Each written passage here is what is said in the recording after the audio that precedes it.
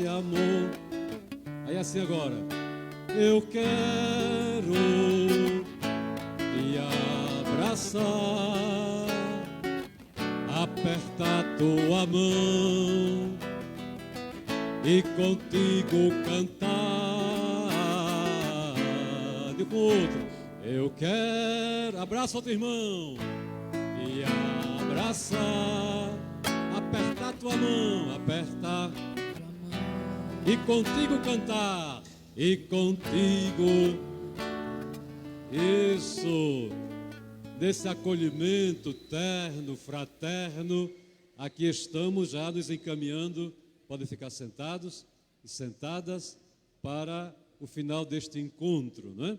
Esse encontro, 11º Encontro Nacional de Fé e Política, que vivenciamos, ou estamos ainda vivenciando, nesse último final de semana, celebrando 30 anos do Movimento Nacional de Fé e Política. É uma bonita história, marcada por tanta gente boa, né? Tantos irmãos, irmãs, companheiros e companheiras que têm dado a vida para que a vida realmente seja uma realidade, né?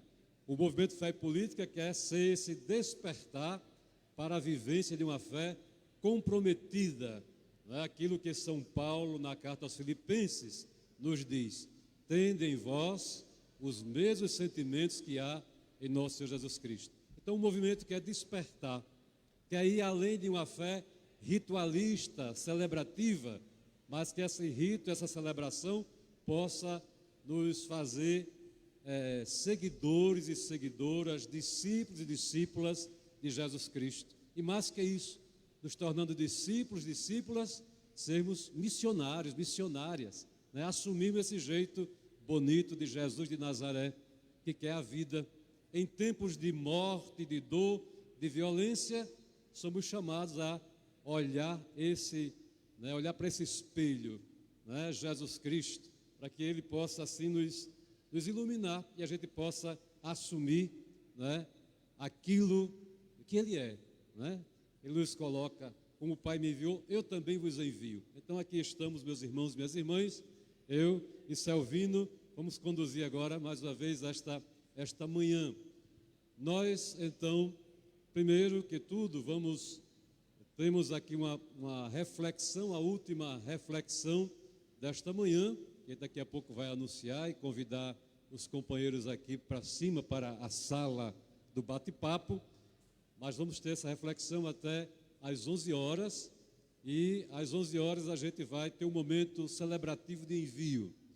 E nesse intervalo, um pequeno intervalo, aí quando faltar uns 10 minutos para as 11, quando os nossos assessores forem terminando, a gente vai ter alguns pontos aí com um lanche rápido para a gente se reabastecer e depois partir para uma celebração e a gente se sentir realmente enviado e comprometido. É isso, Selvino? Muito bem. Então, ontem nós pedimos a quem estava aqui representando, então, organizações a nível de Estado, de federação, mandatos, etc., nós solicitamos, então, que nos apresentassem os nomes.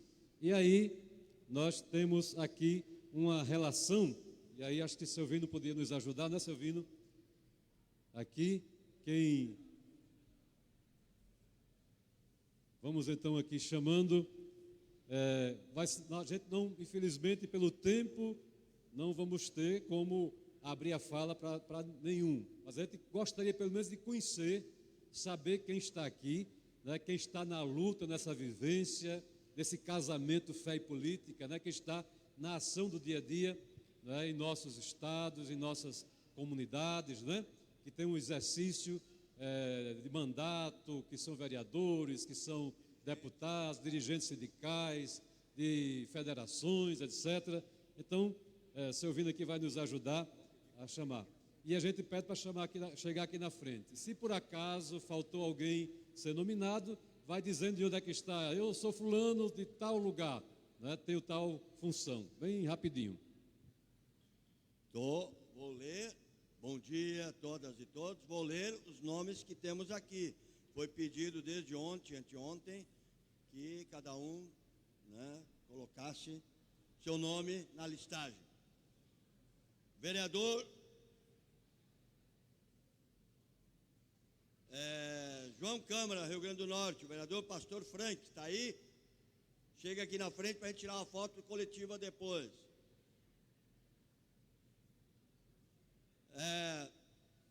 A Mônica Lopes, será que é a Márcia Lopes? Não, Mônica Lopes, região Sul 1, São Paulo. Fé e Política, São Paulo e da Rede de Escolas de São Paulo, Mônica Lopes. A vereadora de Patinga, Lene Teixeira. Está aí, vem aqui na frente, por favor.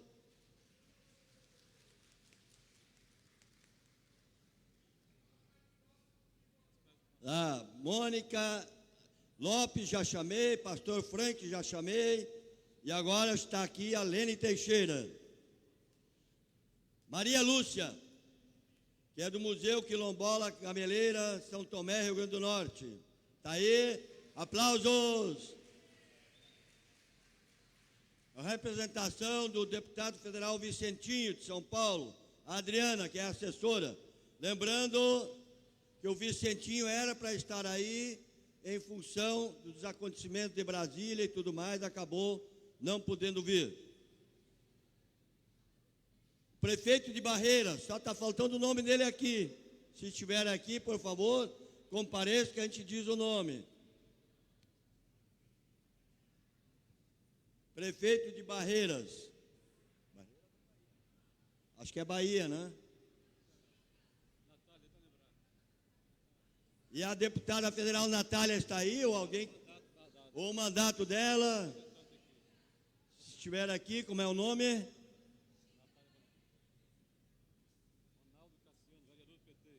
Ronaldo Cassiano, Carinhanha, Bahia. Por favor, vereador do PT. Mandato do deputado Francisco, Natal. Por favor, está aí? Quem é a pessoa? Para a gente dizer o nome. Mandato da deputada Isolda, Natal. Da deputada Isolda, Natal. Está aí? Como é o nome? Mossoró. Ronaldo Cassiano, vereador do PT. Ronaldo Cassiano, vereador do PT de Carinhanha, já chamei. Está aí? Está aí, é tu? Aí, beleza. Marquinho Lemos, deputado estadual do PT de Minas, está aí? Marquinho Lemos, deputado PT Minas, por favor, vamos chegando aqui. Está aí? Vamos chegando aqui para todo mundo saber quem é também, senão chega aqui e depois já ninguém mais sabe quem é. Marquinho Lemos, bem-vindo. Aí, um abraço. Durval Ângelo, eterno deputado, por favor. A hoje conselheiro do Tribunal de Contas do Estado de Minas Gerais, Durval Ângelo, chega aqui.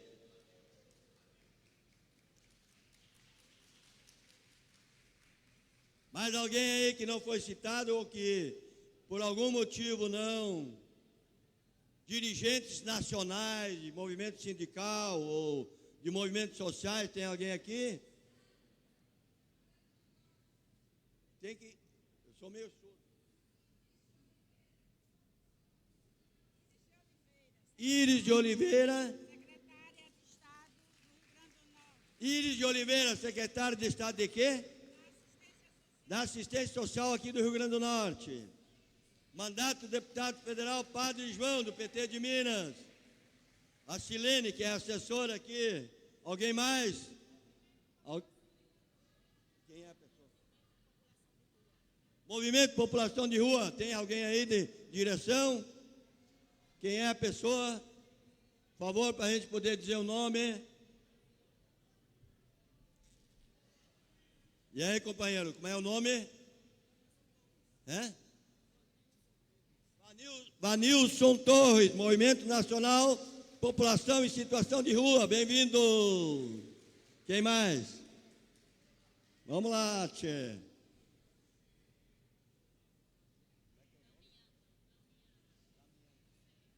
Olha aí, Damiana, vereadora de Major Salles, qual é o estado?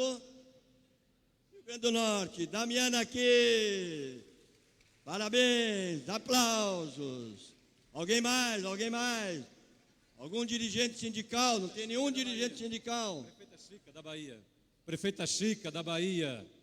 Prefeita Chica do PT da Bahia. Josiane Tibúrcio, representando o governo do Estado, Fátima Bezerra.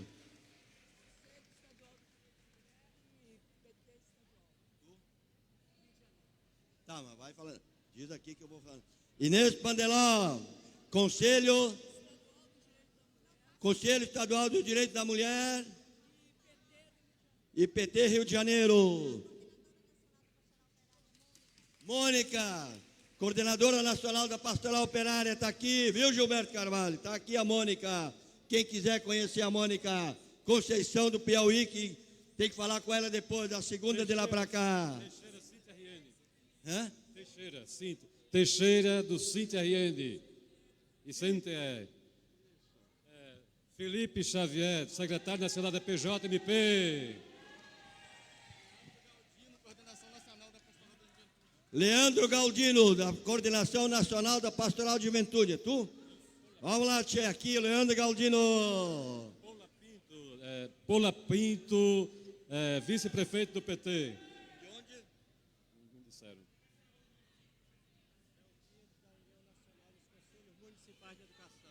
Melquiades aqui comigo, do Conselho Nacional, União Nacional dos Conselhos Municipais de Educação. Por favor, chega aí na foto. Milton Dantas, coordenador estadual da Pastoral da Criança aqui do Estado. Vamos lá, tchê. Beleza, beleza. Vamos juntando um pouco mais aí para a foto histórica do 11º Encontro Nacional Fé e Política.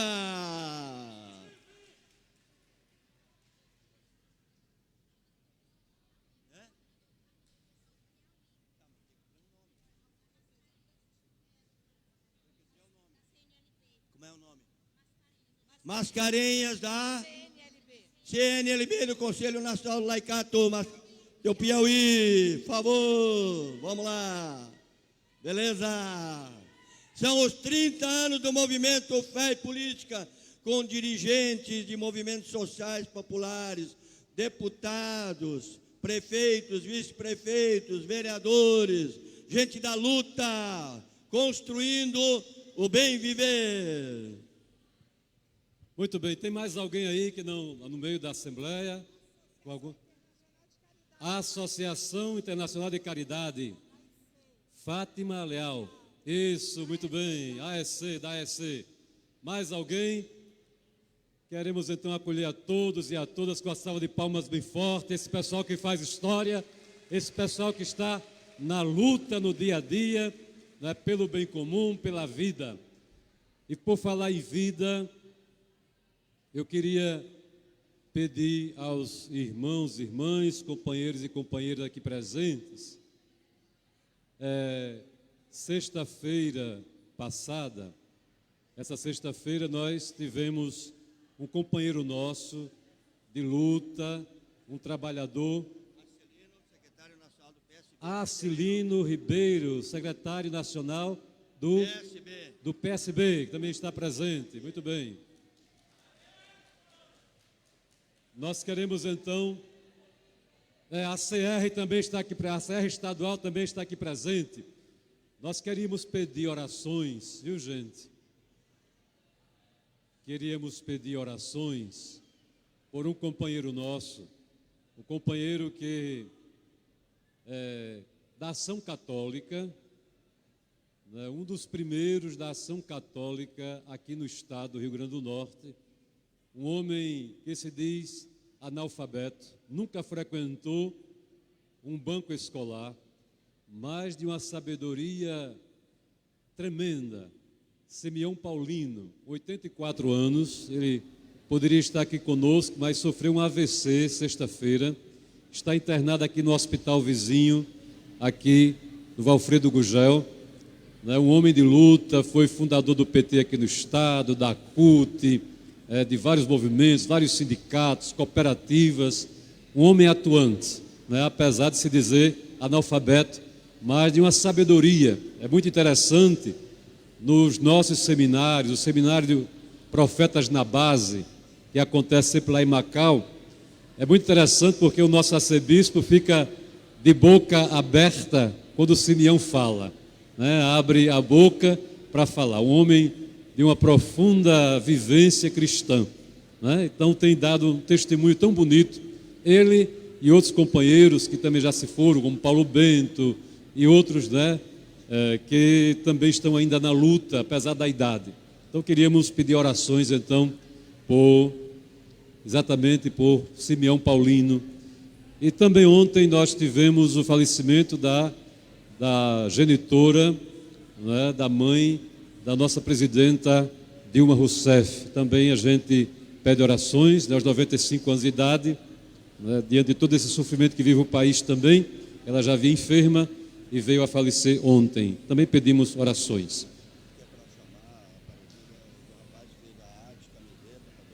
Ah, sim, queríamos chamar aqui Mano está aí, Mano, o jovem da PJMP que fez essa bela arte do nosso encontro. Então, ali vem descendo ele aí, uma salva de palmas para Mano, Manuel Joaquim. Ele sempre está nos ajudando, exatamente nos nossos encontros, atividades. Ele é aquele que a gente pede, Mano, por favor, dá um jeito aí, dá as ideias, né, o tema, e ele de repente fez essa arte tão bonita, né, uma salva de palmas aí para ele, né, companheiro aí de luta. Muito bem, Mano, muito obrigado então, Deus te abençoe e continue firme na luta, meu irmão, beleza. Ok, nós agora, a hora está avançada, nós temos aqui algumas moções que já, né, a coordenação do encontro, a coordenação do movimento foi contactada, e aí a gente queria fazer uma consulta à Assembleia, né? Não vai dar tempo a gente ler cada moção, mas apareceu uma moção de apoio a Dom Jeremias, lá de Londrina. A Diocese editou uma cartilha exatamente contra, né, mostrando o beabá, né, contra a reforma da Previdência. E o bispo, Dom Jeremias, está sofrendo, inclusive, muita pressão. Então, nossa amiga Márcia, né, falou isso e está com uma moção aí de apoio a Dom Jeremias. Então é muito importante que nesse momento a gente, né, como movimento, a gente se some a esses companheiros e companheiras que nos apoiam, né? Então é importante isso. Também tem uma moção das mulheres. Quem é que está puxando essa moção? Levanta o braço aí só para a gente ver. Uma moção das mulheres lá. E tem outra moção contra a reforma da Previdência. Quem é que está responsável por essa moção? Levanta o braço também para a gente ver. Tem alguém aí com essa moção. Então nós queríamos pedir, em nome do movimento, saber se a Assembleia dá o consentimento da coordenação do movimento, né, pegar esse material, elaborar e então divulgar essas moções. Pode ser assim? Quem estiver de acordo, levanta o braço, ou aplauda. Isso. Muito bem, muito obrigado. Muito bem. Então agora nós queremos chamar, né, o nosso palestrante, né, e o fundador do Movimento Nacional Fé e Política, ele com tantos outros companheiros. Eu não vou fazer a apresentação, mas convidaria aqui também o Padre Murilo, né, porque acho que o Padre Murilo tem mais propriedade. Cadê Murilo? Padre Murilo, para apresentar então o nosso assessor desta manhã. Vem cá, Padre Murilo. Esse aqui é o Padre Murilo, coordenador então da Vigária Episcopal das Pastorais Sociais da nossa Arquidiocese de Natal, né? E Padre Murilo então foi aluno deste assessor, então peço que ele faça a apresentação então do assessor de agora, tá bom? Beleza. Então, bom dia a todos e a todas. Então, Frei Beto, esse grande militante do nosso país, da grande pátria da América Latina, esse frade dominicano que, desde pequeno, eu aprendi com ele muitas coisas, muitas lições, com os seus livros. Depois tive a graça de conhecê-lo e, desde então, Cartas da Prisão, que a gente acompanha, depois do Canto da Fogueira e tantos outros primeiros livros que alimentou a mística revolucionária, libertária no nosso país. Então isso é muito importante para nós, tê-lo entre nós. Depois, aqui, lá no Rio de Janeiro, quando era aluno na PUC, tive a graça, quando ele estava lançando o livro Batismo de Sangue, dizia ele naquela ocasião, fazia 20 anos que não pisava na PUC e lançou ali aquele livro. Por coincidência, já disse isso outra vez, no dia em que o filme foi lançado em Brasília, eu estava então também naquele dia do lançamento do livro Batismo de Sangue. Depois, então, ele veio aqui assessorar a nossa semana social, e podemos conversar algumas coisas. De modo que, para nós, é uma alegria muito grande ter esse homem que ajuda, que assessora, que faz despertar a consciência, então, de juntar fé e política. Então, quantos textos, quantos livros, quantas palestras, quantas coisas bonitas. E a conversa dele hoje aqui vai ser sobre a espiritualidade. Sem ela, a mística fica fraca. Sem ela, podemos até colocar a mística debaixo do travesseiro. Espiritualidade política, sinais dos tempos. Então, mais do que nunca, nós precisamos desta espiritualidade militante, desta espiritualidade do conflito, quando vivemos um tempo em que na maioria das igrejas, não só a Igreja Católica, a espiritualidade parece que vai para outra direção, para outro campo, parece que foge da luta. E então, essa oportunidade é uma oportunidade singular, dentro dos 30 anos do movimento Fé e Política, nós termos então a alegria e, como dizia Gabriel Marcel, aproveitar a oportunidade que Jesus passa. E Jesus passa também é anunciado para nós nesta palestra, nesta conversa de Frei Beto, que já está aqui.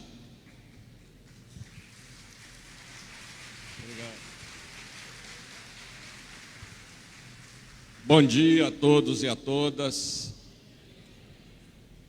Eu queria dedicar essa intervenção à liberdade do companheiro Lula.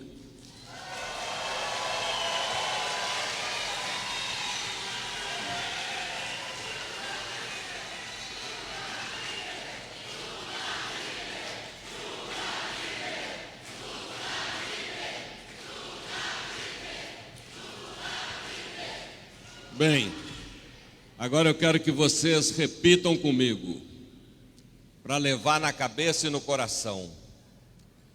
Guardemos o pessimismo para dias melhores. Todos, guardemos. É isso aí. Nós estamos vivendo um momento muito bem retratado no texto que vai alinhavar a minha reflexão sobre espiritualidade e sinais dos tempos, que é aquele capítulo do Evangelho de Lucas, capítulo 24, versículo 13 a 35, que é o encontro dos discípulos de Emaús com Jesus. E vocês vão entender por que eu escolhi esse texto para alimentar, a partir desse 11º encontro, a nossa espiritualidade, porque tem muito a ver com o que nós estamos vivendo aqui. Diz o texto: nesse mesmo dia, 2 discípulos iam para um povoado chamado Emaús, distante 11 quilômetros de Jerusalém. Conversavam a respeito de tudo que tinha acontecido. E esses dias aqui, nós conversamos a respeito de tudo que vem acontecendo. Na intervenção do Gilberto Carvalho, nas mesas temáticas, nos grupos, nas conversas, nas refeições, a gente conversou sobre o golpe, sobre as eleições, sobre os erros que nós cometemos, sobre os avanços que nós tivemos, sobre os impasses, os medos, as expectativas, exatamente como esses dois discípulos que vinham caminhando 11 quilômetros, conversando, como diz Lucas, a respeito de tudo que tinha acontecido. Enquanto conversavam e discutiam, o verbo é discutir. Por quê? Porque embora fosse dois, é como acontece entre nós, tem gente que discorda um da opinião do outro. Tem gente que acha que tudo que aconteceu não tem nada a ver com os possíveis erros que nós cometemos lá atrás. E tem gente que percebe que tudo que está acontecendo também tem a ver com alguns impasses nossos. Ou seja, será que a gente fez, nesses anos todos, a alfabetização política do povo? Será que a gente reforçou o nosso trabalho de base? Será que a gente, mesmo sob o pontificado de João Paulo II, fortaleceu as pastorais populares? Será que a gente, a CUT, reivindicava, tinha como bandeira o fim do imposto salarial obrigatório? E agora ela está na penúria, porque o Temer acabou com esse imposto. E aí? Será que o sindicato se mantém sem essa lei do imposto compulsório, que recolhia um dia de salário de cada trabalhador para a estrutura sindical? Será que a gente fortaleceu os movimentos populares? Ou será que a gente olhou para o governo do Lula e para o governo da Dilma como uma grande vaca que ia ter uma teta para cada boca? Agora a gente não precisava fazer nada porque o governo vai resolver tudo. Será que a gente, em vez de se mobilizar, a gente não teria se desmobilizado? Enfim, nós temos que refletir muito a respeito da história recente do Brasil e do que vem acontecendo hoje. Enquanto conversavam e discutiam, o próprio Jesus se aproximou e começou a caminhar com eles. Era comum, naquela época as pessoas caminhavam muito a pé. Não havia quase nenhum meio de transporte, a não ser os animais. As carroças, também puxadas por animais. E como a gente conhece da parábola do bom samaritano, nas estradas havia assaltos. E possivelmente Jesus se enturmou e eles não estranharam, que é como o caminhoneiro que dirige à noite. Eles fazem um comboio na estrada para evitar assalto.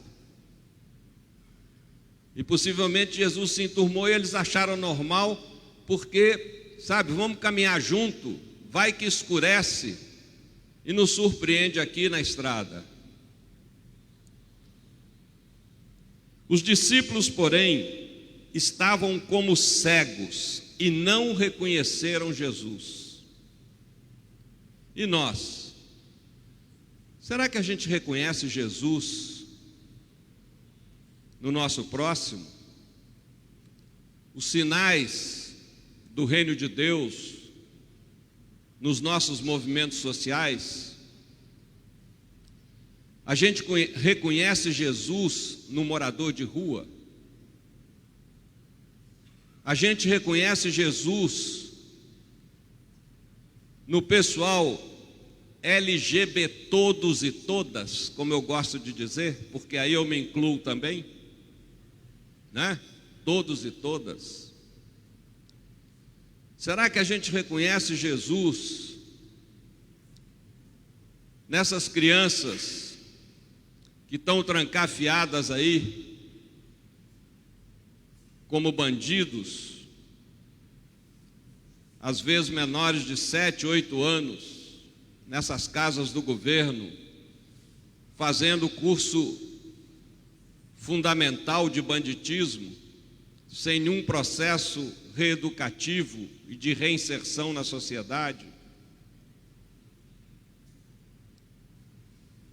Será que a gente reconhece a presença de Deus na natureza? O Papa Francisco, nessa carta socioambiental, louvado sejas, quem não leu tem que ler em comunidade. Você quer fazer trabalho de base? Você quer começar pedagogicamente? Você não vai começar pelo Manifesto Comunista não, porque não vai dar certo. Você tem que começar por aquilo que interessa à comunidade. Então, pegue a carta do Papa, a encíclica do Papa, a única encíclica que Francisco fez até agora, Laudato Si, onde ele fez uma afirmação revolucionária, e eu estranhei que os teólogos conservadores da Igreja Católica não tenham aprontado uma grita, porque na teologia a gente aprende que as fontes da revelação cristã são apenas 3. E o Francisco mineiramente enfiou ali uma 4ª. Quais são as 3? A palavra de Deus, que é uma fonte da revelação, a Bíblia. Jesus, que é a fonte que veio se manifestar, o próprio Deus entre nós. A tradição da comunidade cristã. E o Papa Francisco inclui a criação. A natureza é fonte de revelação de Deus. Acontece que nós, filhos e filhas da modernidade, não percebemos a natureza como parte da nossa existência. Eu aqui e a natureza lá. Nós somos sujeitos e a natureza é objeto. Infelizmente, nós não temos uma consciência de interação com a natureza. Em outras palavras, nós não somos na natureza como a garrafa em cima da mesa. Nós somos na natureza como essas árvores aqui fora que brotam do fundo da terra. Mas a gente não tem consciência disso. A gente não tem consciência de que cada um de nós tem amigas minhas que não gostam de falar a idade. Eu digo, digam a idade, sem mentir.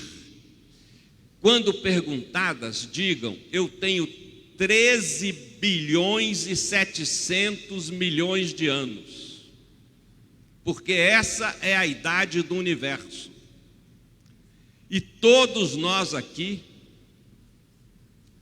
somos feitos de células que têm como mãe as moléculas, que tem como avó os átomos e tudo que existe no universo, tudo, esse chão, esse teto, a Cordilheira dos Andes, o mar, todos os planetas, todas as estrelas, tudo é feito de apenas 92 átomos que estão no nosso corpo. Ou seja, e de onde vieram esses átomos? Vieram de um forno.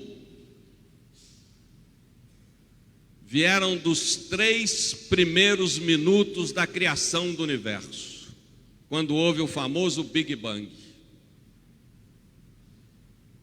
Aí que os átomos foram sendo cozinhados, e assim como a gente enfia um pão para assar no forno, e se a gente não tira o pão e não apaga o forno, primeiro ele vira pão, depois ele vira torrada, depois ele vira carvão, e vai virando. Assim aconteceram com os 92 átomos. Ou seja, somos todos filhos e filhas das estrelas. Somos feitos de matéria estelar. E mais, a nossa interação com a natureza é tão íntima que a gente, todos nós que estamos aqui, pelo menos 3 vezes por dia, olha que expressão bonita, nós damos um beijo na boca da natureza. E eu não estou usando uma expressão de retórica. Por quê? Porque daqui a pouco a gente vai sentar na mesa para almoçar, e o que vai ter no prato? Um cereal que tinha vida, chamado arroz, feijão, e morreu para nos dar vida. Uma hortaliça que tinha vida, chamada alface. Um legume que tinha vida, chamado cenoura, beterraba, e morreu para nos dar vida. Um animal que tinha vida, frango, carne de gado, peixe, e morreu para nos dar vida.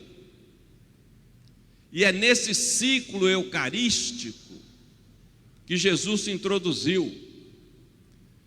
E, portanto, toda refeição é uma comunhão com a natureza. Toda refeição é um ato eucarístico, mesmo que a pessoa não tenha nenhuma fé e nunca saiba disso. Que nem aquele meu compadre que foi no médico, depois de muito exame, o médico falou: ô Zé, seu problema é sério, você está com um problema no pâncreas. Ele falou: doutor, não pode ser, porque isso eu não tenho não. Meu patrão pode ter, mas isso eu não tenho. Eu tenho coração, intestino, estômago, mas isso o senhor falou aí, eu não tenho não. Ou seja, ele tinha, como todos nós temos, mas não sabia que tinha. Mas o beijo na boca, o beijo eucarístico, não é só quando a gente senta na mesa, não. Por que você está aqui vivo ou viva? Porque tem um gás que está entrando pelas suas narinas e está te alimentando. E como é que chama esse gás? Oxigênio. E de onde vem esse gás? Quem é que fornece oxigênio para nós? As plantas e os plantos marítimos. Se a gente parar de inalar o oxigênio, o que acontece? Experimenta, fica aí 10 minutos sem inalar para ver o que acontece. Você vai dar um trabalhão para a gente, né? E à tarde a gente faz o seu velório, né? Mas experimenta ficar uns minutos aí sem respirar para ver o que acontece. E quando a gente expira, o que a gente põe para fora? Gás carbônico, que alimenta as plantas e os plânctons. quem dera que a gente recuperasse essa sabedoria que os povos indígenas têm de profunda integração com a natureza. Nós somos a natureza na sua forma inteligente. Vocês sabem que a natureza existe, como eu já falei, há bilhões de anos, 13 bilhões e 700 milhões de anos.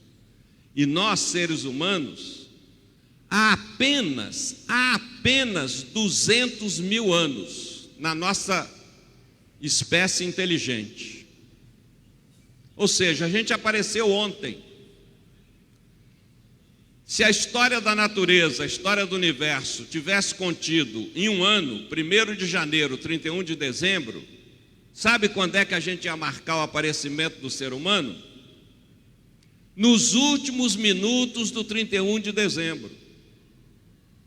O que são 200 mil anos em 13 bilhões e 700 milhões de anos. O que eu quero dizer com isso?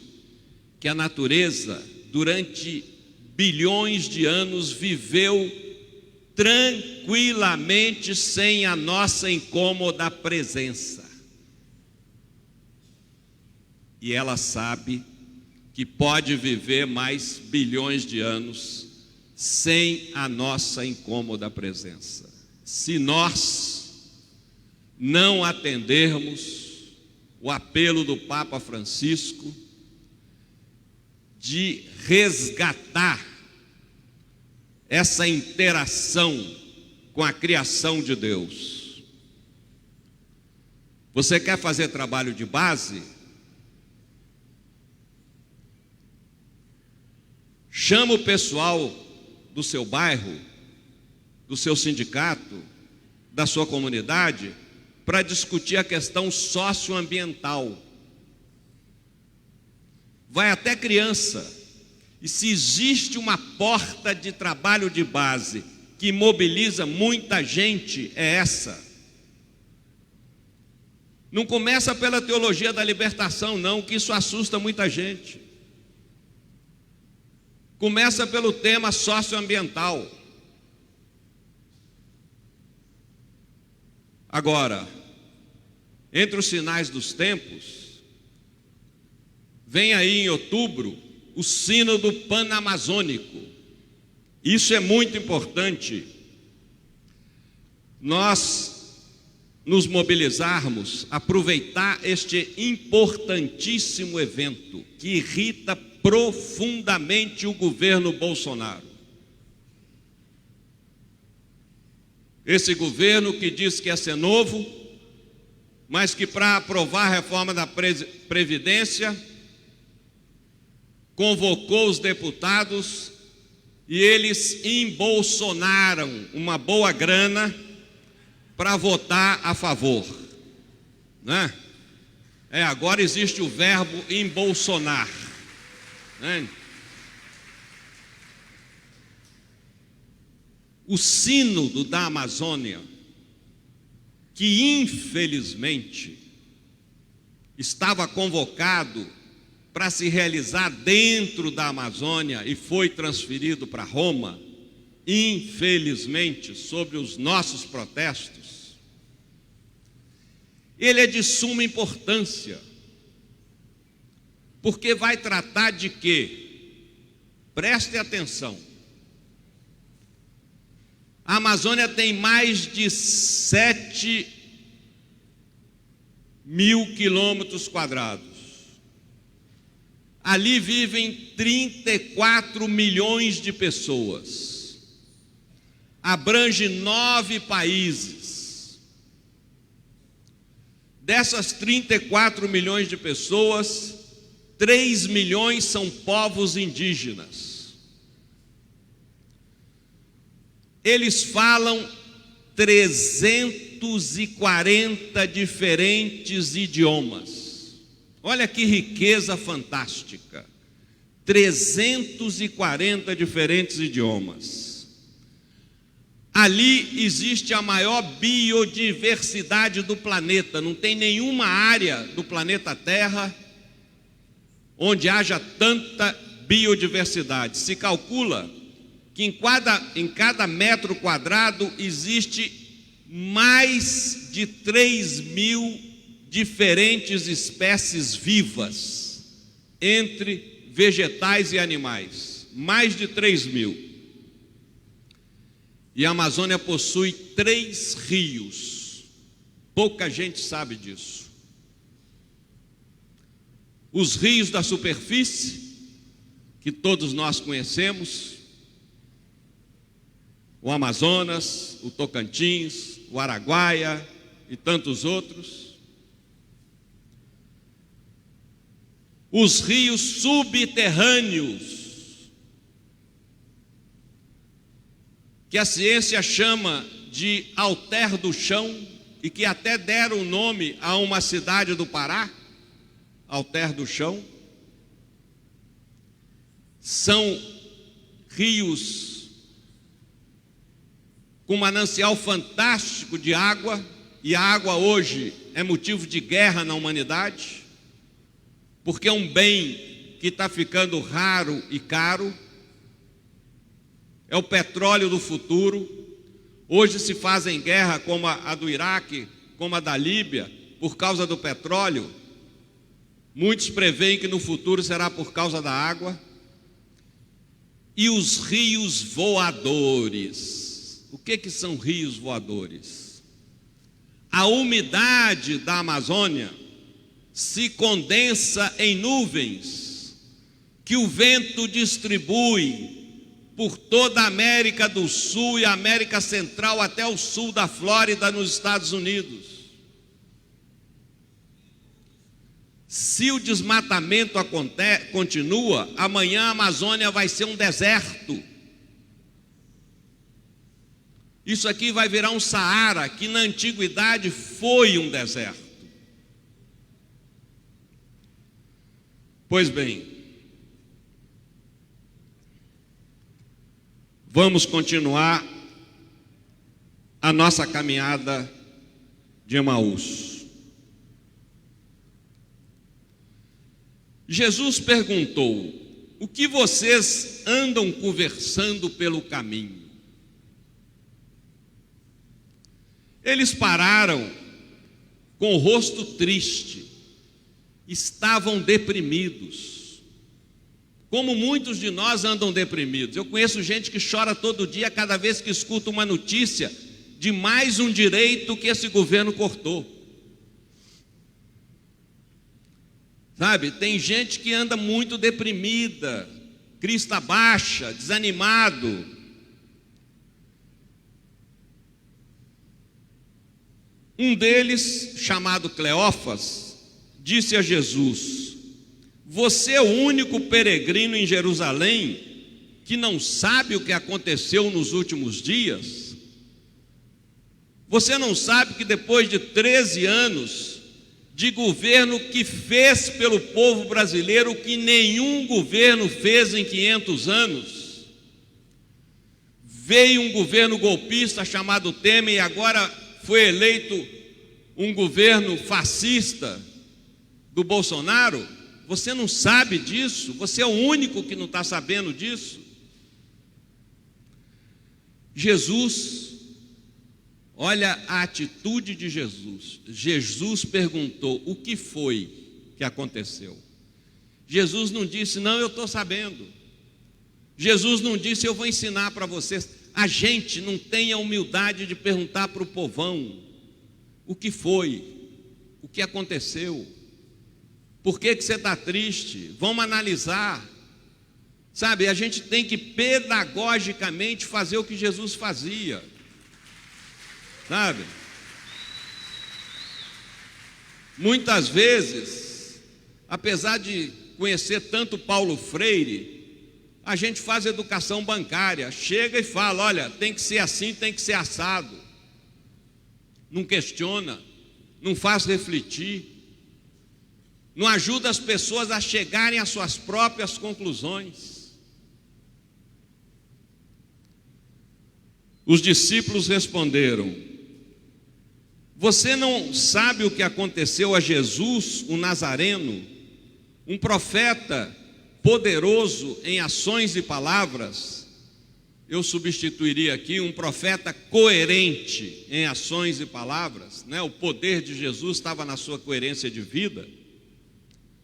Diante de Deus e de todo o povo, nossos sumos sacerdotes e nossos chefes o entregaram para ser condenado à morte e o crucificaram. E nós esperávamos que ele fosse o libertador de Israel. Mas apesar de tudo isso, já faz 3 dias que tudo aconteceu. A gente também esperava que nunca o governo democrático popular ia sair do governo. A gente também esperava que nunca esse povo que foi tão beneficiado nos 13 anos, nunca mais ia votar nessa direitona. A gente também esperava.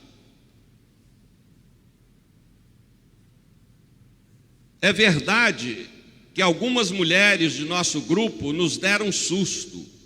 Foram de madrugada ao túmulo e não encontraram o corpo de Jesus. Olha aí o sinal de esperança. Ele foi assassinado. Mas algumas mulheres do nosso grupo, o que mostra que Jesus tinha mulheres no seu grupo de discípulos. Quero chamar a atenção para 2 coisas. Ontem eu fui numa comunidade aí, a Casa da Resistência. Cada um de nós devia criar no seu bairro uma Casa da Resistência. Eu adorei. Um quintal, né, o pessoal daqui que me levou, Ana Luísa, o Pietro, os jovens que estão participando aqui do nosso encontro me levaram lá. Uma coisa simples que a gente devia fazer em cada lugar. Junto o povão, cobraram R$10 para o povão entrar lá. Ainda fizeram um dinheirinho vendendo churrasquinho e cerveja, né? Aliás, o símbolo lá é resistência e cerveja, com a foice e o martelo no meio, né? E eu lembrei isso. Tem gente que me pergunta: Beto, por que você se envolve com política? Eu falo, mas eu acho estranho perguntar a um cristão por que se envolve com política. Por que você acha estranho? Porque todos nós cristãos somos discípulos de um prisioneiro político. Que eu saiba,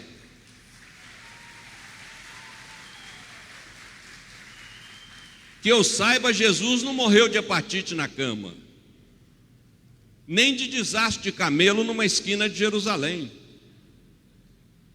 Ele morreu como Frei Tito morreu, como o Padre Josimo morreu, como tantos mártires da caminhada morreram. Ele foi preso, ele foi torturado, ele foi julgado não por um, por 2 poderes políticos, e foi condenado à pena de morte dos romanos que ocupavam a Palestina do tempo dele, que era a morte na cruz. E você vem perguntar para mim por que eu me envolvo em política? Eu sou discípulo de um militante político que vem de uma família política, porque logo no início da vida dele, o primo dele, João Batista, denunciou a corrupção do governador Herodes Antipas da Galileia e foi degolado. E Jesus ficou com medo em casa, como alguns de nós às vezes ficam. Jesus recolheu as bandeiras. Jesus passou para o outro lado? Não. A militância de Jesus começa quando a militância de João Batista termina. E os primeiros discípulos de Jesus eram discípulos de João Batista. Aí que ele começa o grupo militante dele, que a gente chama de grupo apostólico, no qual havia a participação de várias mulheres. Quer conhecer os nomes dessas mulheres? Abra lá na sua Bíblia, o capítulo 8 de Lucas, no versículo 1, número 1. Lá estão os nomes das mulheres do grupo de Jesus. Pois bem,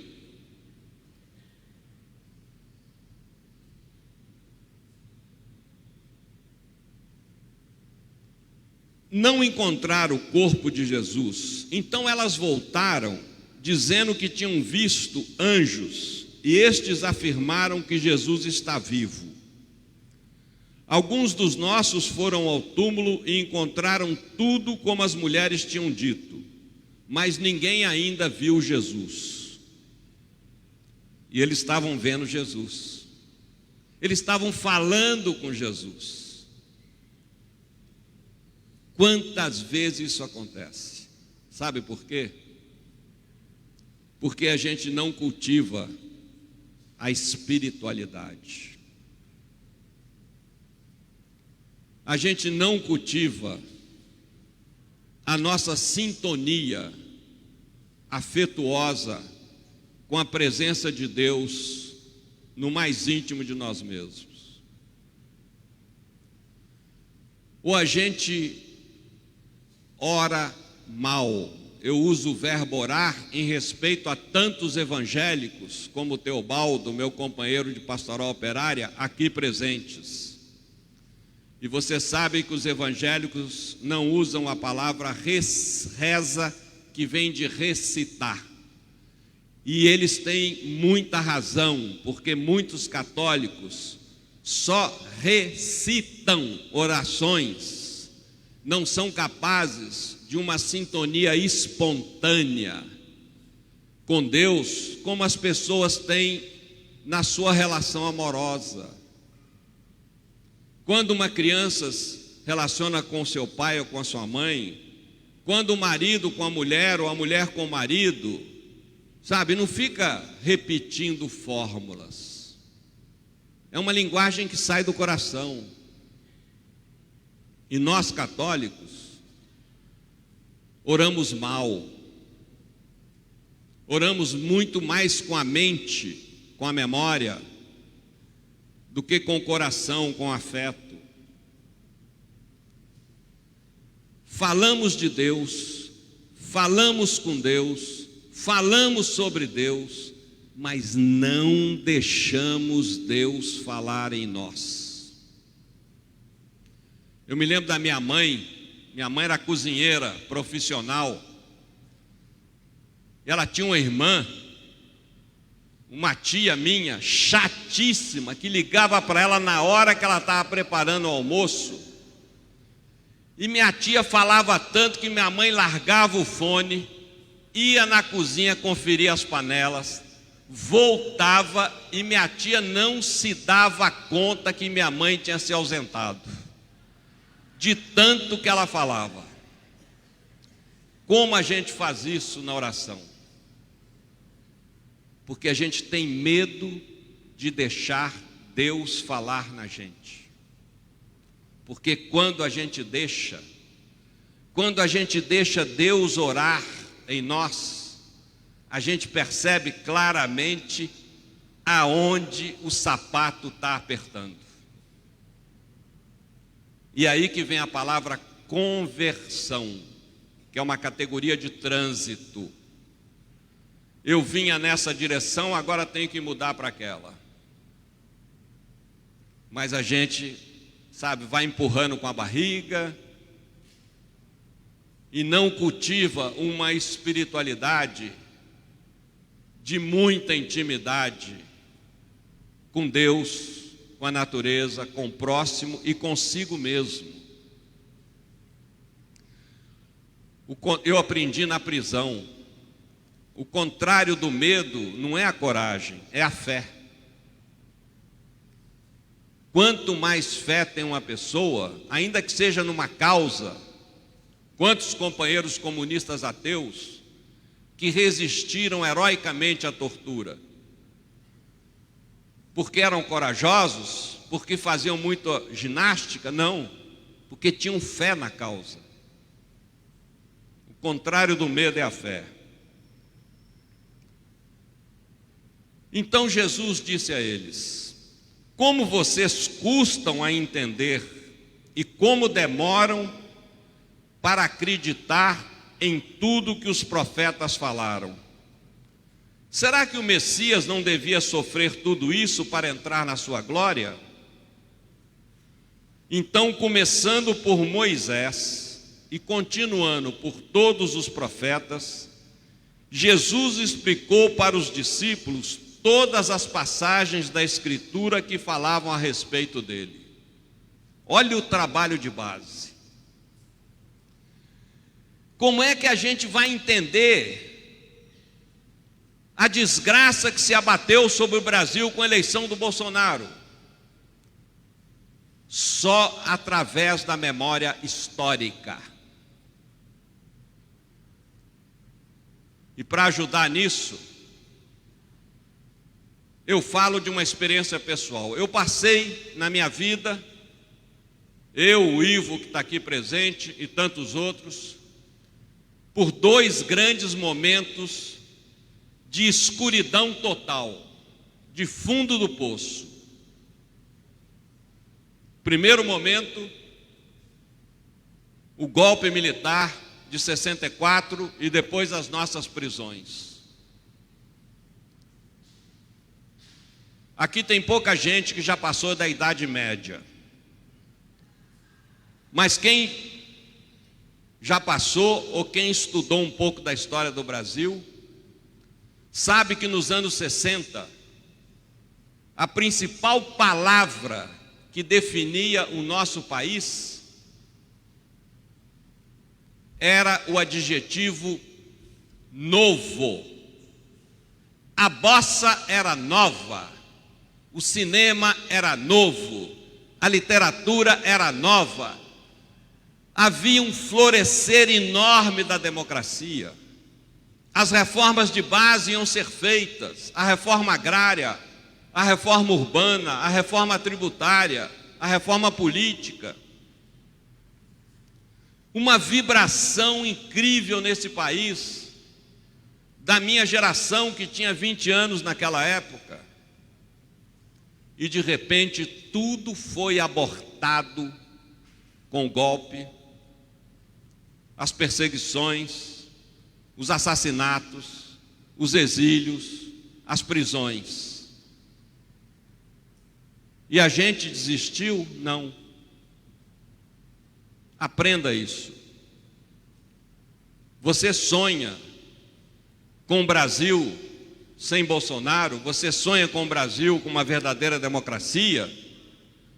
Você sonha com o Brasil de partilha? Você sonha com o Brasil do bem viver? Aprenda isso. Vale para a vida social e para a vida pessoal. O futuro será sempre o que nós plantarmos no presente. O futuro só colhe o que foi plantado no presente. Eu garanto, se você se entupir de doce todo dia, eu garanto que você vai engordar maravilhosamente e garanto que você vai ficar com uma bela de uma diabetes.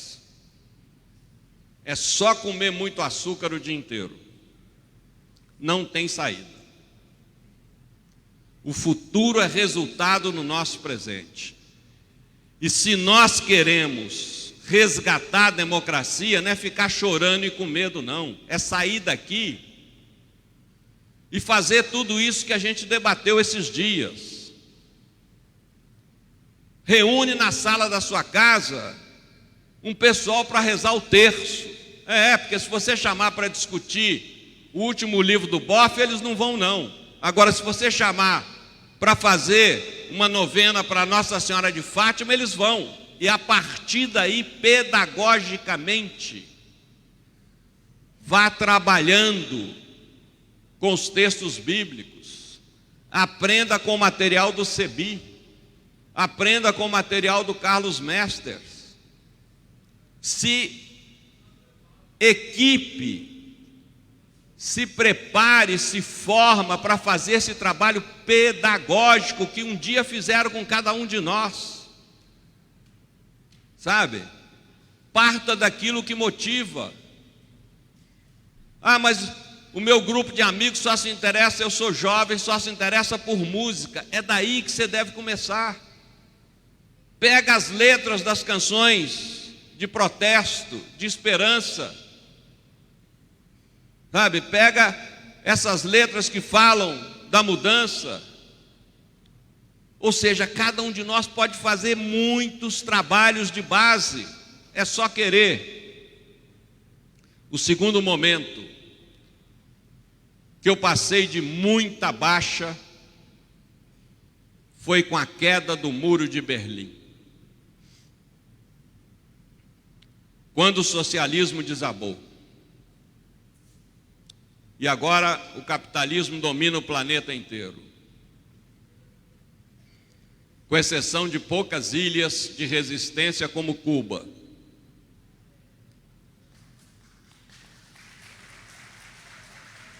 E digo mais, tudo na história, a história ela sempre avança, mas avança em espiral. Tudo na história tem um ciclo mais ou menos de 20 anos. Entre o fim da ditadura, do suicídio do Vargas e o golpe de 64, foram 20 anos. Entre o golpe de 64 e a volta da democracia em 85, 21 anos. Entre o fim da ditadura e a eleição do Lula em 2002, 20 anos. Então, se você me perguntar por que o governo Bolsonaro, primeiro, não é um fenômeno do Brasil, é um fenômeno mundial, o avanço da direita, mundial.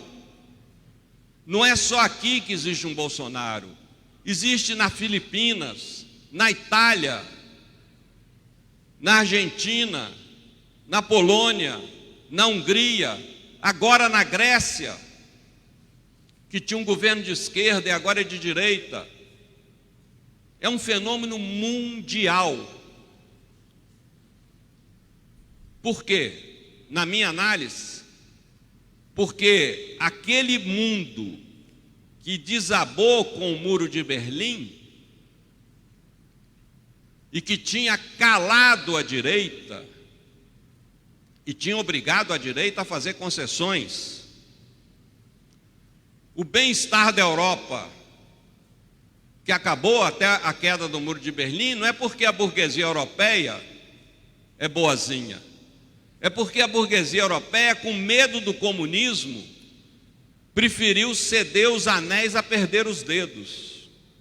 Por isso é que a Europa teve um grande bem-estar social. No que acabou a ameaça comunista, a burguesia tirou a máscara. E hoje na Europa também tem desemprego, miséria, né? Xenofobia e rejeição dos refugiados africanos. Então, esse novo ciclo de direita, na minha análise,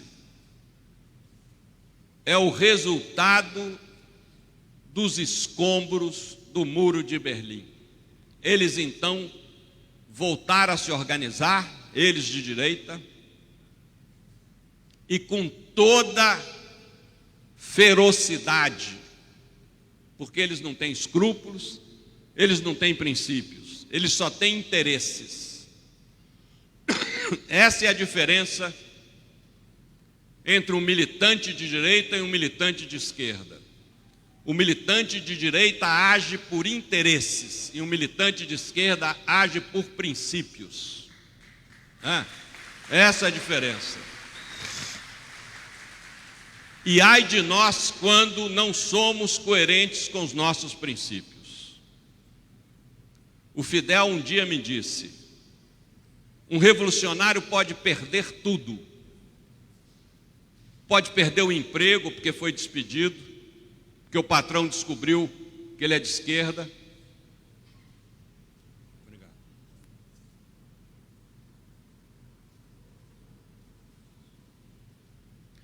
Pode perder a família, porque ele é obrigado a ir para a clandestinidade, não pode mais voltar em casa para ver a mulher e os filhos, ou para ver o marido e os filhos, se a mulher é que for perseguida, ou o casal, como eu conheci vários, que passaram anos sem poder ter contato com os filhos, porque a casa onde os filhos estavam dos avós era vigiado pela polícia. Um revolucionário pode perder o país, ele é obrigado a se exilar. Um revolucionário pode perder a liberdade, ele é preso, como está o Lula. Um revolucionário pode perder a vida, ele é assassinado, como Frei Tito e tantos outros. E me disse o Fidel: um revolucionário só não pode perder a moral. Perdeu a moral, não tem volta. É a causa que está comprometida. Ora, quando chegaram perto do povoado para onde iam, Jesus fez de conta que ia mais adiante. Olha a pedagogia de Jesus. Além de Jesus ter feito com eles o resgate da história, porque nós temos que entender o Brasil de hoje, a América Latina de hoje, historicamente. Isso vai passar. Eu tenho certeza que a nossa luta vai resultar numa superação disso. Mas quando? Não sei. A história é cheia de imprevistos. Mas uma coisa é certa: se ninguém plantou a semente, ninguém vai colher no futuro. Se ninguém tivesse plantado a semente durante a ditadura, do sindicalismo combativo, das pastorais populares, do método Paulo Freire, do nascimento da CUT, do nascimento do MST, do nascimento da Central dos Movimentos Populares, das comunidades eclesiais de base, nunca a gente ia ter a colheita de 2002 com a eleição do Lula, nunca. Quando me perguntaram no México, como é que a gente faz aqui para criar um PT e chegar ao poder? Eu falei: olha, vocês começam com o trabalho de base, daqui a 40 anos, não, a gente quer a receita para 4 anos. Eu falei: para 4 anos eu não tenho receita. Eu posso falar como é que foi no Brasil. Sabe? Para o Lula ser eleito em 2002, foram 40 anos de trabalho de base, de organização popular, de fortalecimento do poder popular. Agora, para 4 anos eu não tenho receita. Né? Então a gente precisa ter consciência histórica. Sabe? Você tem um grupo de jovens que não se interessa por teologia da libertação, não quer saber nem dessa palavra, mas você faz lá no seu quintal: vamos fazer aqui um seminário sobre história do Brasil, eu garanto que vai dar ibope. E é por aí que a gente começa, gente. A gente precisa ser criativo, sair das velhas fórmulas, criar novas. Quer trabalhar com o seu vizinho evangélico? Não vai discutir com ele quem é que tem razão, não. Pega a única coisa que interessa a ele, o texto bíblico. Agora, se prepare para você saber fazer uma leitura libertadora da Bíblia, porque senão ele vai te dar um banho na leitura casuística dele, porque eles leem o versículo fora do contexto. E a gente precisa, o CEBI nos ensina a contextualizar cada passagem da Bíblia. Mas eu garanto que o seu vizinho evangélico vai se interessar para fazer uma oficina de estudos bíblicos. Eles, porém, insistiram com Jesus, dizendo: fica conosco, já é tarde e a noite vem chegando. Então Jesus entrou para ficar com eles. Sentou-se à mesa com os dois, tomou o pão, abençoou, partiu e deu a eles. Nisso os olhos dos discípulos se abriram e eles reconheceram Jesus. Olha que maravilha.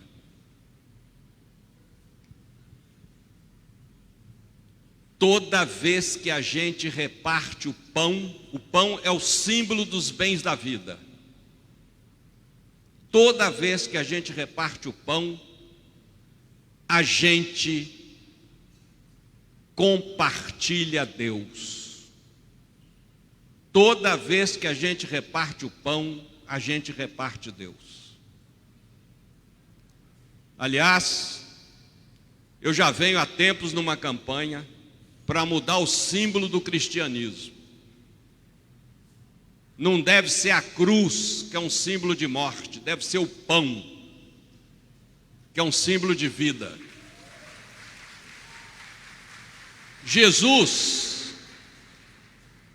Próprio Jesus se definiu: eu sou o pão da vida.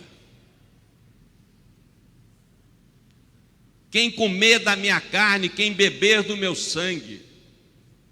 O sacramento mais importante é o sacramento do pão, da partilha do pão, da bebida e da comida, a Eucaristia. Aliás, esse é o perigo. A gente às vezes quer fazer trabalho de base, pondo a carroça na frente dos bois, e acontece o que aconteceu na paróquia de um padre amigo meu. Ele fez um sermão na época do governo Sarney, que tinha uma inflação absurda no Brasil.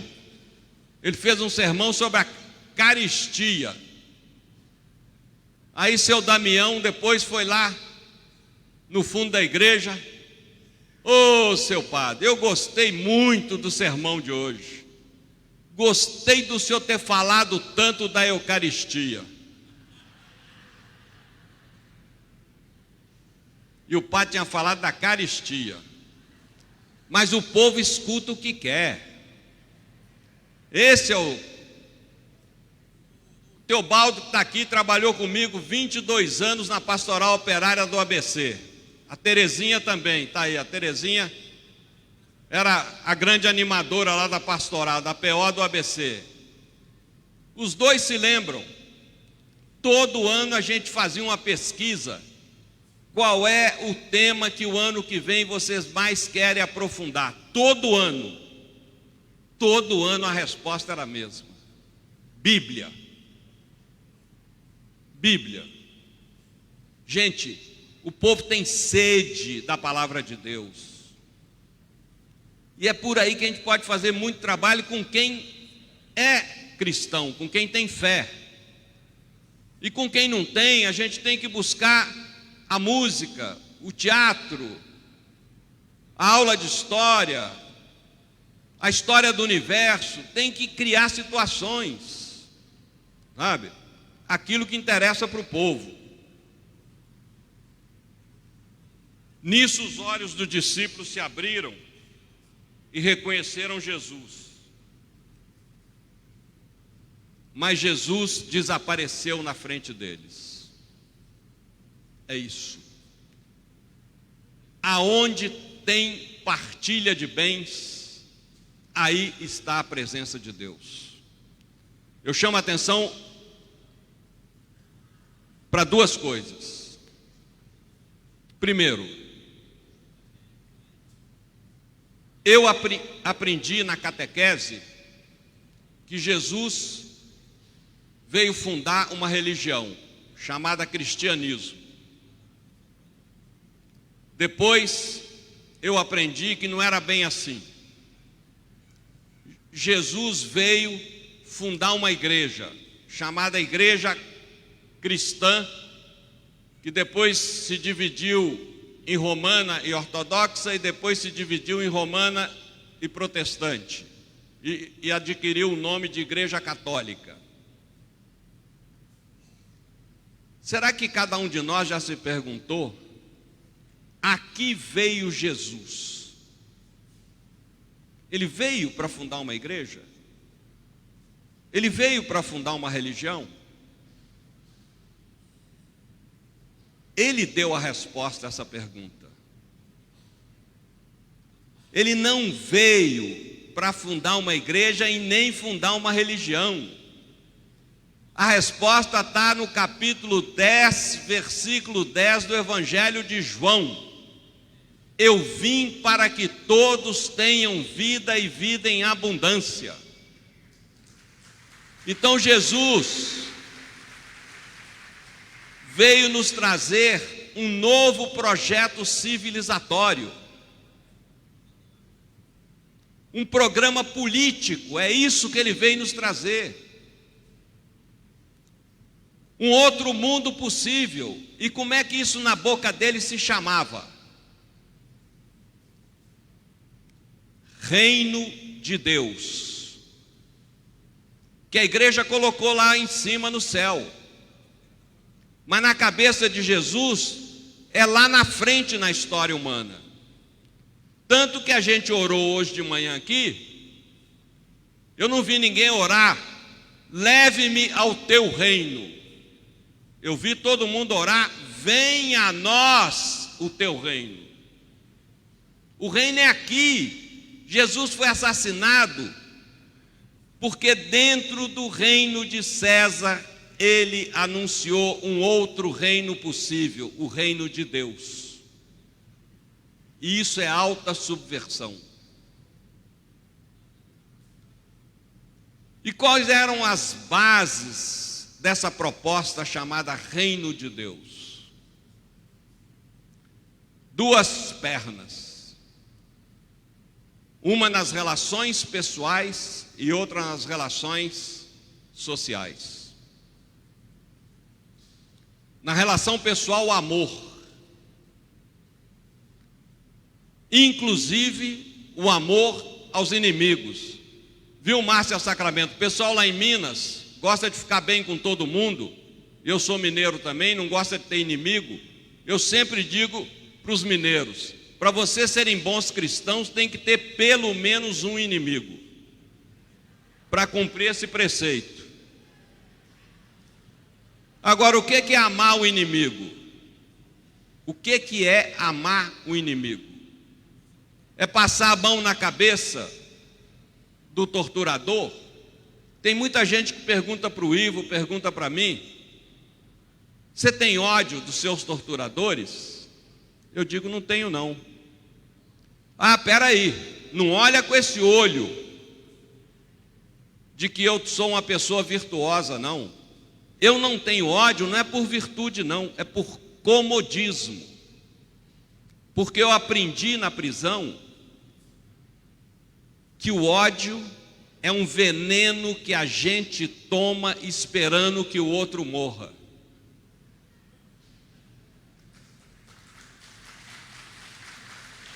O outro nem está aí com isso.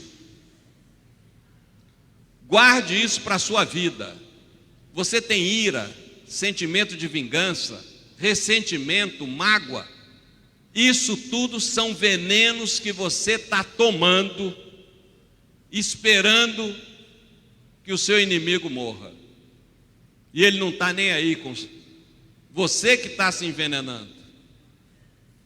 Então, amar o inimigo é lutar por um mundo que não exista mais torturadores, que não exista mais opressores, que não exista mais Bolsonaros, que não exista mais, sabe, um político que ousadamente se declara adepto de várias atitudes condenadas pela lei brasileira, como defender milícia, como promover a morte de presos.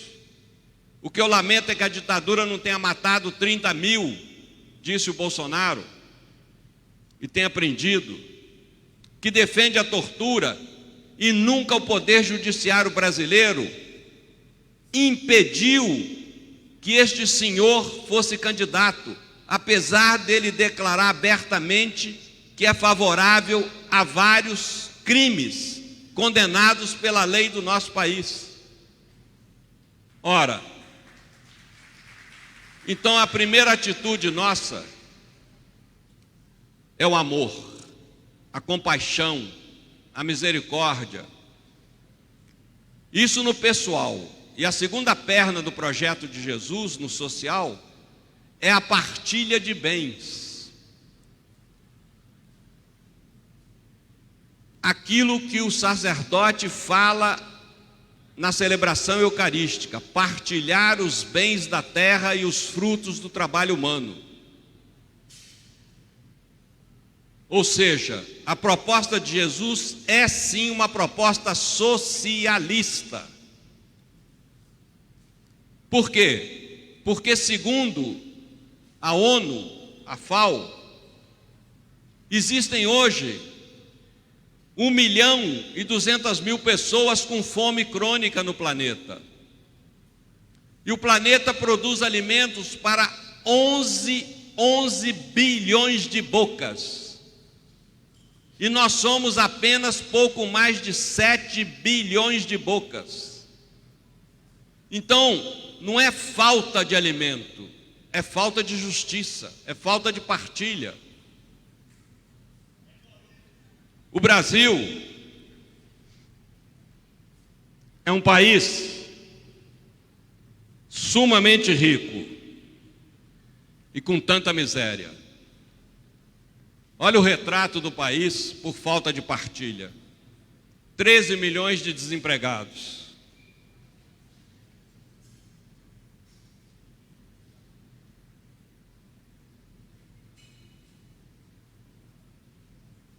Em 2018, foram isentos de pagar imposto de renda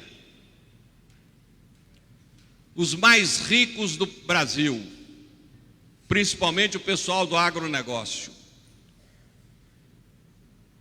Isso significou, em termos monetários, 908 bilhões de reais.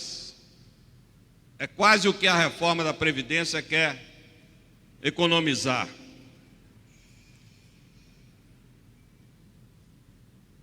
Cinco brasileiros, juntando a riqueza desses 5, é a mesma soma do dinheiro que possuem 105 milhões de brasileiros, metade da população do país. 5 pessoas desse lado, 105 milhões desse lado. Eles têm a mesma riqueza. Eu vou dar até os nomes: Jorge Paulo Lema, José Safra, Marcel Herman Teles, Carlos Alberto Sucupira e Eduardo Saverin. Esses 5 senhores têm no cofre o mesmo dinheiro da soma de 105 milhões de brasileiros. Nós somos o 9º país mais desigual do mundo e o primeiro mais desigual de toda a América Latina e Caribe. 1% dos brasileiros tem uma renda igual à renda de 25% dos brasileiros. E os 5% mais ricos têm uma fortuna igual à fortuna de 95% da população. E 80% dos trabalhadores da população, 165 milhões de brasileiros, vivem com uma renda mensal de no máximo 2 salários mínimos. E é esse o pessoal que vai ser mais sacrificado ainda pela reforma da Previdência. E que aplaudiu a reforma. E algum de nós fez um trabalho para explicar o conteúdo da reforma? Algum de nós convocou os vizinhos que estariam sim interessados em conhecer a reforma, porque na televisão e no jornal tudo é em linguagem complicada, para explicar, vamos estudar aqui essa reforma e vamos ver se o deputado que a gente votou vai votar de acordo com o que deve ser? Ou seja, nós temos um país extremamente desigual. E eu queria terminar dizendo o seguinte: passei por 21 anos de ditadura, passei pela queda do Muro de Berlim e não perdi a esperança. Passo agora como todos vocês por essa, como diz o Pedro, ocupação do Brasil por um governo espúrio, opressor, criminoso, e não perdi a esperança. E por quê? Porque eu sei que tudo que eles querem é que eu perca a esperança. Eu sei que tudo que eles querem é que eu não comece a plantar as sementes do bem viver nos meus trabalhos sociais, começando economia solidária, cooperativa, formas alternativas de produção, incentivo a pequenas iniciativas na agricultura, na agropecuária, no artesanato. Tudo que eles querem é que a gente desista do outro mundo possível. Tudo que eles querem é que a gente tenha nojo da política, esquecendo que quem tem nojo da política é governado por quem não tem. E tudo que os maus políticos querem é que a gente tenha bastante nojo para eles ficarem à vontade com a rapadura na mão. Então nós, como os discípulos de Jesus, por fidelidade a esse povo que sofre, nós não temos direito de não ter esperança.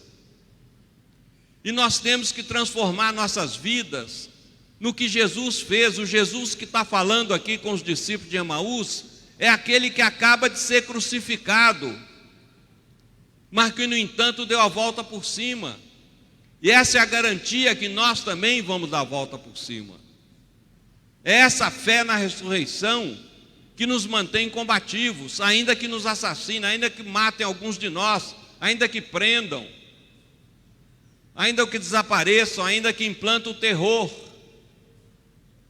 É como dizia o Enfio: eles podem esmagar uma flor, 2 flores, mas não pode esmagar a primavera. Ela sempre virá.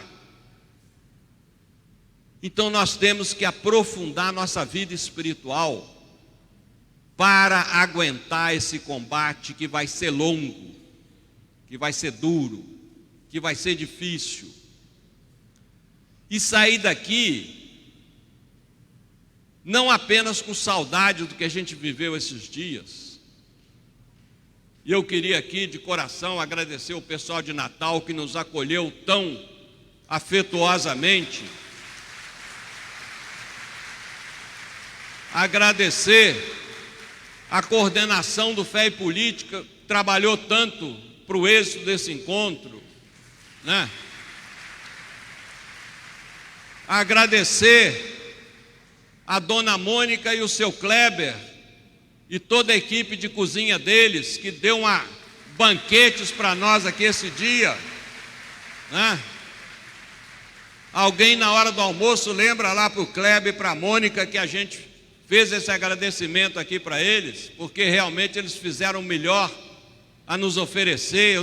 Há muito tempo que eu não vejo uma comida tão boa, tão farta no encontro. né? Tem até uns 3 ou 4 amigos aí que engordaram tanto porque fizeram uns pratos do tamanho de montanha que a gente nem conseguia conversar na mesa porque não enxergava o cara do outro lado. Eu falei para eles: ó, vocês voltam a pé para casa que eu garanto que vocês vão chegar magrinho. Né? Volta a pé. Então, minha gente, termino com essa observação. Se nós queremos mudar a sociedade, nós católicos vamos ter que mudar também a Igreja Católica. Sabe? Na linha do Papa Francisco, acabar com a maior peste da Igreja Católica, que é o clericalismo. Eu vi gente aqui se queixando que não pôde fazer mais, porque o Papa João Paulo II colocou um freio na teologia da libertação e na SEBS, porque o bispo não sei o que não apoiava, porque o padre não sei o que não apoiava. Meu amigo, minha amiga, você recebeu pelo batismo o sacerdócio pleno de Jesus Cristo. Vá em frente, forme a sua comunidade, celebre a palavra de Deus, celebre a partilha do pão, faça lá na sua casa, faça lá no seu quintal, não fique esperando de cima não, saiba recriar a igreja nas bases, sabe? Nós temos, porque senão vai acontecer o que continua acontecendo. Nós fizemos opção pelos pobres e os pobres fizeram opção pelas igrejas evangélicas. Nós estamos falando sozinho. Por quê? Porque esse é um fato real. A dona Maria apanhou do marido lá na favela de Heliópolis, em São Paulo, e às 3 da madrugada, em lágrimas, toda machucada, ela foi bater na Igreja Universal e tinha lá 3 obreiros fazendo plantão de madrugada. Se você vai na Igreja Católica às 3 da tarde, você não consegue falar nem com a secretária da paróquia, porque tem uma grade, e o padre nunca está, e não tem ninguém para te acolher, entende? E a dona Maria foi lá e desabafou com os 3 obreiros, e os 3 obreiros voltaram com ela na casa dela, esperaram a bebedeira do marido passar, conversaram com a família. Na semana seguinte, a família toda na Igreja Universal, feliz da vida. Esse trabalho, sabe, pessoal, de amparo, de acolhimento, infelizmente nós católicos não fazemos, sabe, não fazemos. A gente quer que a pessoa já venha prontinho, com a cabeça feita da teologia da libertação, da Bíblia, sabe, a gente é incapaz de visitar um doente, uma pessoa em depressão, de acolher, de mostrar que tem uma comunidade acolhedora. E ficamos muito na dependência de padre, não dá, aí não vamos a lugar nenhum. Então, para mudar a sociedade, nós vamos ter que mudar a igreja. E termino com um poema da Cora Coralina, a grande poeta de Goiás. Foi amiga da minha mãe, e várias vezes eu estive na casa dela lá em Goiânia, em Goiás Velho, né, em Goiás. O pessoal lá de Goiás não gosta que a gente fala Goiás Velho, mas muita gente fala para não confundir a cidade com o estado.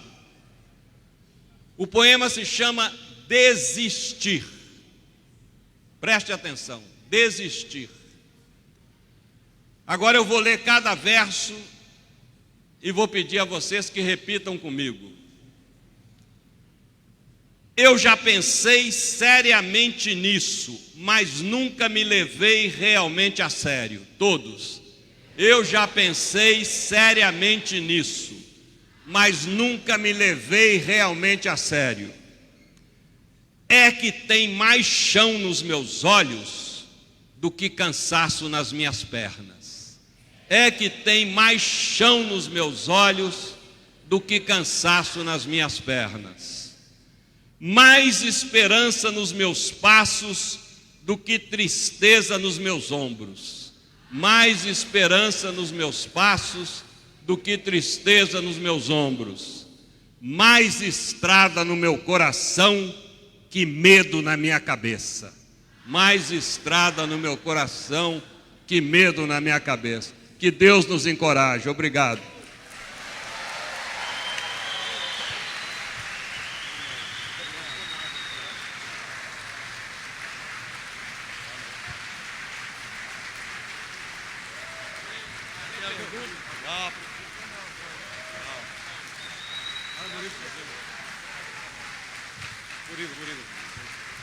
Maravilha! Oportunidade de ouro que nós estamos tendo.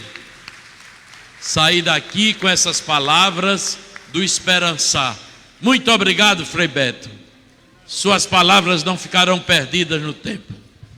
Só quero avisar o seguinte: o pessoal do financeiro do encontro, né, falou que o caixa está meio baixo aí para algumas coisas, então pediu a seguinte contribuição: toda aquela pessoa que tirou uma foto comigo tem que pôr R$1 na sacola. Basta isso. Ótimo, beleza. Muito bem, maravilha, né? Eu ainda achei poucas palmas, não foi? Uma salva de palmas assim, para valer, para Frei Beto e para todos nós, né? Muito bem. Antes da gente se dispersar, só um instantinho, gente, tem algumas coisas aqui, por bondade, se sentem, isso, aí tem aí a coleta, isso, a cesta aí da coleta. Muito bem. A gente quer divulgar,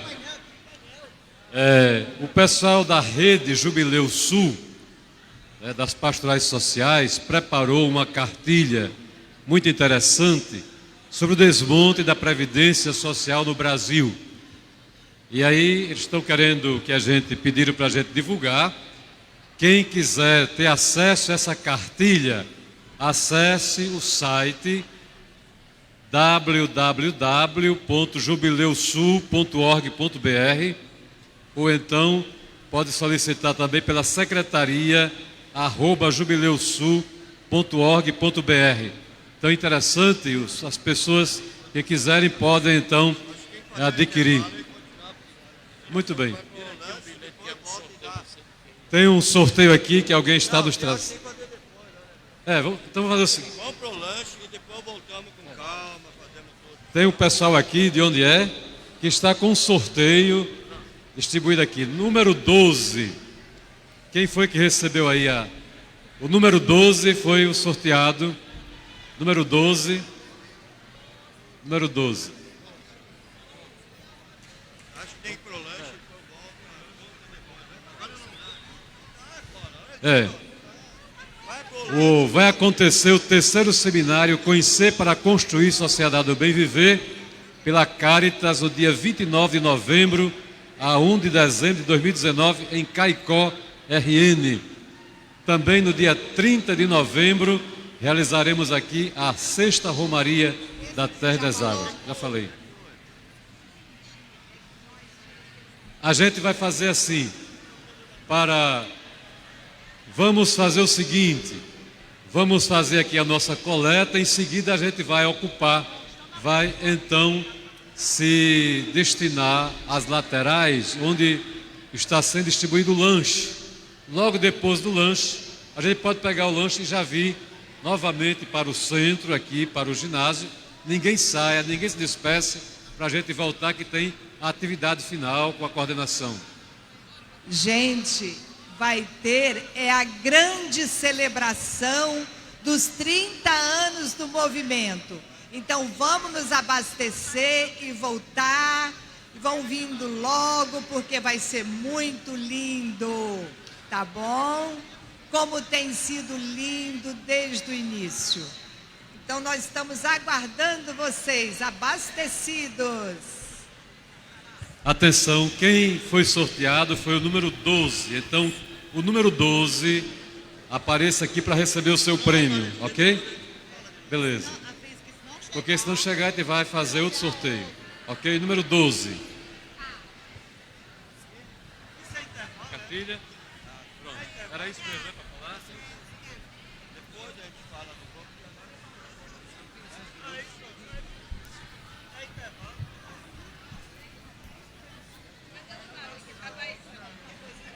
Viu, gente? Olha, 10 minutos a gente volta.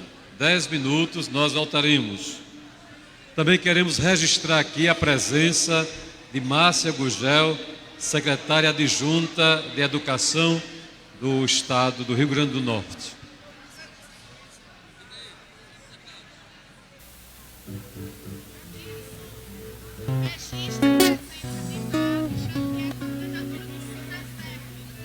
Também está presente Nádja, do Sindicato dos Servidores aqui do IFRN. O número 12 foi sorteado. Quem está com o número 12 na sua ficha, vem receber aqui o prêmio. Quem está fazendo esse sorteio, quem é? É para ajudar as comunidades quilombolas do Matão e do Grilo, na Paraíba. Quem estiver com o número 12, favor comparecer aqui. Foi um sorteio, então, que foi uma rifa. Vamos chamar outro número.